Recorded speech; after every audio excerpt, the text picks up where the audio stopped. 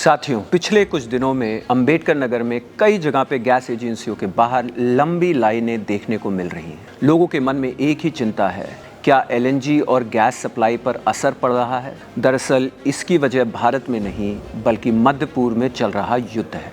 इस संघर्ष के कारण स्ट्रेट्स ऑफ हुर्मुज से जहाज़ों की आवाजाही लगभग रुक गई है। स्ट्रेट्स ऑफ हुर्मुज खाड़ी देशों और ईरान के बीच का एक समुद्री मार्ग है। यह दुनिया का सबसे महत्वपूर्ण ऊर्जा मार्ग है। दुनिया का लगभग 20% तेल और एलएनजी व्यापार इसी रास्ते से गुजरता है।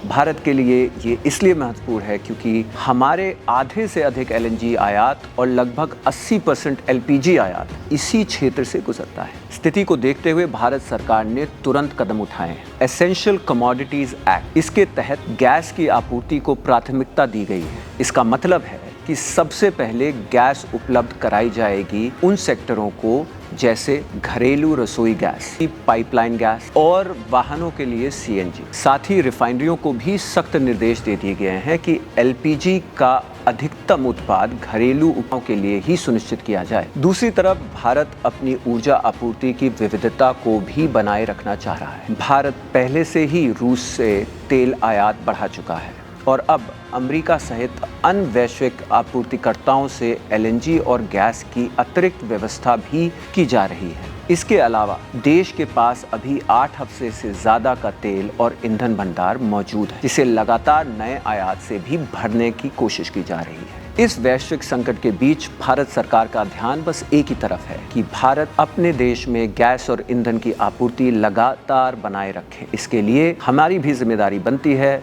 कि जिला प्रशासन और स्थानीय प्रशासन द्वारा दिए गए निर्देशों का हम अक्षरशः पालन करें और अफरा तफरी न फैलाएं और भ्रामक जानकारी लोगों को दे करके डराने का काम न करें। धन्यवाद।